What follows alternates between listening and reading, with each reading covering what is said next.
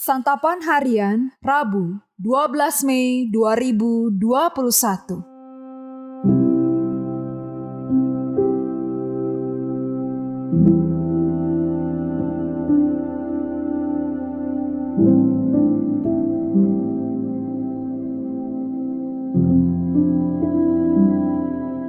Inilah program Santapan Harian, sebuah program yang mengajak Anda menelusuri isi Alkitab, agar Anda menemukan makna firman Tuhan sesuai dengan konteksnya.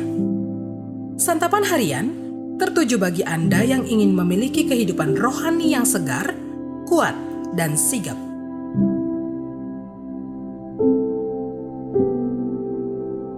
Hari ini kita akan membaca Mazmur pasalnya yang ke-137. Namun sebelumnya, mari kita berdoa. Bapa, kami bersyukur hari ini karena Engkau akan menyapa kami melalui firman-Mu.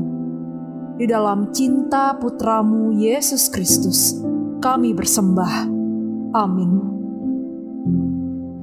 Mazmur 137. Di tepi sungai-sungai Babel, di sanalah kita duduk sambil menangis apabila kita mengingat Sion. Pada pohon-pohon gandarusa di tempat itu, kita menggantungkan kecapi kita. Sebab di sanalah orang-orang yang menawan kita meminta kepada kita memperdengarkan nyanyian, dan orang-orang yang menyiksa kita meminta nyanyian sukacita. Nyanyikanlah bagi kami nyanyian dari Sion. Bagaimanakah kita menyanyikan nyanyian Tuhan di negeri asing? Jika aku melupakan Engkau, hai Yerusalem, biarlah menjadi kering tangan kananku. Biarlah lidahku melekat pada langit-langitku, jika aku tidak mengingat Engkau.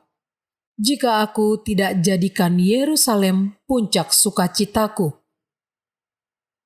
Ingatlah ya Tuhan, kepada Bani Edom, yang pada hari pemusnahan Yerusalem mengatakan, runtuhkan, runtuhkan sampai ke dasarnya.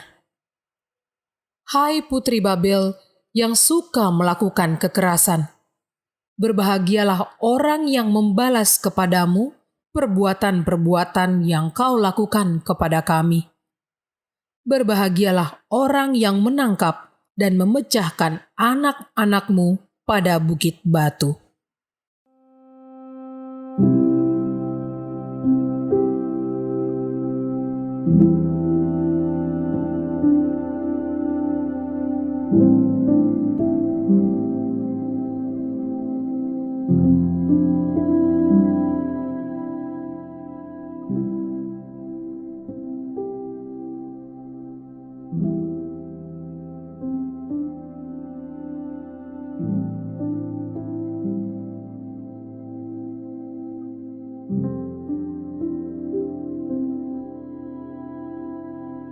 Sahabat Santapan Harian, pernah terduduk hingga terseduh-seduh?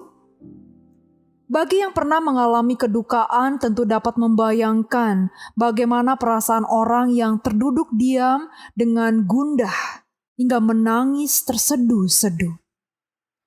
Mazmur pasal 137 berisi bait-bait kenangan akan kepahitan hidup ketika umat Israel berada di pembuangan Babel. Kedukaan paling mendalam adalah saat mereka tidak bisa lagi datang beribadah ke hadapan Tuhan. Begitulah keadaan di negara asing. Tidak mengherankan bila Sion, kota suci Yerusalem, tempat kediaman Tuhan, begitu dirindukan, hingga mereka terduduk dan menangis terseduh-seduh di tepian bengawan di Babel. Permintaan orang-orang Babel supaya umat Israel menyanyikan lagu Sion penuh dengan cemooh. Umat Israel sadar bahwa tantangan dari orang-orang Babel itu memperkuat kerinduan pulang ke tanah air. Kerinduan akan hadirat Tuhan memenuhi kata-kata pujian akan kemuliaan Sion sebagai tahta Tuhan. Kenangan pahit ini tidak mudah dilupakan. Ketika umat sudah kembali, pengalaman tersebut sengaja tidak dilupakan. Bait-bait Mazmur pun dicipta untuk menemukan dorongan transformatif. Dapat dibayangkan ketika umat Tuhan teringat akan masa pembuangan dulu. Sang pemazmur bertekad bahwa ia tidak akan melupakan Yerusalem sampai kapanpun. Ia juga berseru pada Tuhan supaya Tuhan menunjukkan keadilannya. Kini, tangisan di tepian bengawan Babel terbayar sudah. Rindu yang terpendam untuk berziarah ke Sion akhirnya dapat dipuaskan. Yerusalem benar-benar menjadi puncak sukacita. Bila sewaktu berada di tepian sungai Babel, mereka terduduk hingga terseduh-seduh. Kini di Sion, mereka bisa berdiri dan bernyanyi dengan sukacita. Begitulah kerinduan kita akan kemuliaan Tuhan dipuaskan. Dahulu di bawah kuasa dosa, kita terduduk hingga terseduh-seduh. Kini di dalam anugerah Tuhan, kita bangkit berdiri dan menyanyikan pujian penuh sukacita. Sampai kapanpun, hati kita tertuju kepada hadirat Tuhan. Betapa berharganya hati yang selalu rindu kepada Tuhan. Mari kita berdoa. Bapa, kami rindu kepadamu. Ajarilah kami untuk memiliki hati yang senantiasa rindu akan Engkau, karena kami siap untuk hidup di dalam-Mu.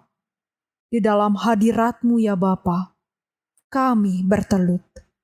Amin.